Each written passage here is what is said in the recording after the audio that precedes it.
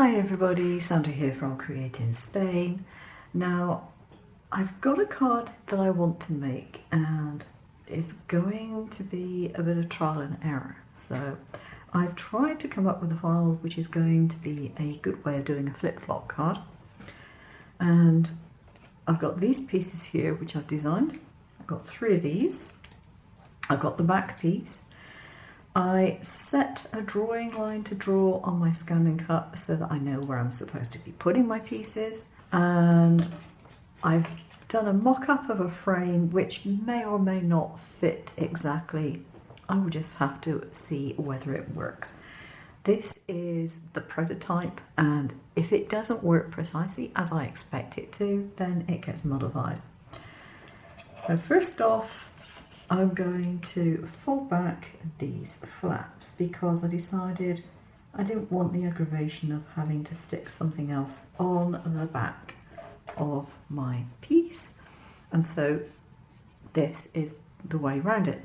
Now there is a little bit of white showing there. I don't actually think you're going to really see that when the card is open, but we'll just have to wait and see. And it was quite deliberate, I just didn't want that extra bulk on the join there.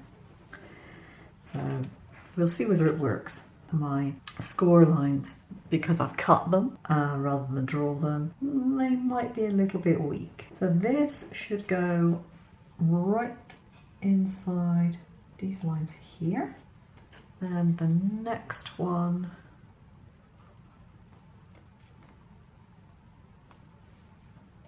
goes in this slot here. So basically where the other one finishes, the next one starts. Now I've done a little V slot on the right hand side, and then the left ones are straightforward squares. And I think I've got it pretty well spaced so that that goes where it's supposed to. Let's just put this down. There. Is that stuck? Yeah, I think it is. So, all these are going to lift up like that. These tabs go to the left. Now the only thing I don't know is if I have the aperture right on this. And that's why I said I wasn't sure if it was going to fit.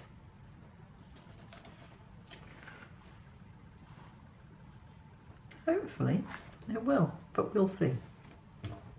So I just have to take a leap of faith and put glue on all of these tabs here. And then line up the corners. I know the card front and the back are the same size, so it is simply a case of lining up the corners and pressing it down. Hope you've got your fingers crossed for me. What I may need to do is make the aperture slightly larger, but I don't know. Fingers crossed. It worked, apart from the fact that didn't stick. Okay, just let that stick for a while longer, but it looked like it was going to work. Yay! First time. Wow. I haven't done any of the decor bits yet because I don't do that until I know I've got a working design. We do indeed have a working design. Now, what I would do on this, I think, is make it so that these little tabs here are cut further back. That way, more of this will be in front of the card. So I think that's what I would do. So I'm going to take this off and just do a bit of quick snipping before it sets, because you can do that if you're very, very good. There we go. What I'm going to do is I'm going to snip all the way back to about 1 centimetre from the left hand edge. So we'll see if this works.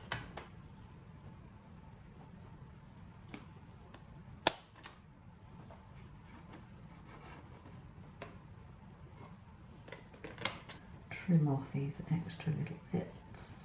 This time what I'm going to do is put the glue on, and I'm going to go away, have a cup of coffee or something, and come back. I'll leave something heavy on it so that it sticks. Press it all down, and stick it that way around and shove something heavy over the top. So here's my finished version of the flip-flop card. I've not done any designs on it because I haven't decided on what I want to do. You can of course put design elements in between the folding doors if you so wish. I've just not done any of that yet. In the file I have included some little semicircles so that you can put one on the opposing tab, or indeed both of them if you want to do it a different colour to the original card. And I have also included 3 different positions for these doors to come out. So these are positioned quite close to the back. I've got another one which is about halfway, and another one which is about 1 centimetre in from the edge of the door. So you can choose which version you have. They're all put together in exactly the same way, and I've shortened the tabs for you so you don't have to do that.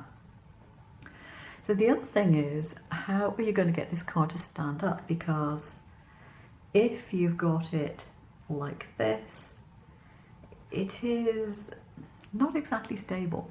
So the easiest way, the cheapest way, without using a whole bucket load more card, is to fold a small piece of sturdy card, and it does need to be strong card, on the back. So couldn't be easier than that. Line it up with the base edge, give it a strong crease, and you've effectively got yourself an easel. No problem. Okay, I hope you've enjoyed this video. If you have, subscribe if you want to and you haven't already. Please give it a thumbs up and consider leaving comments down below. I always like to read your comments. Take care now.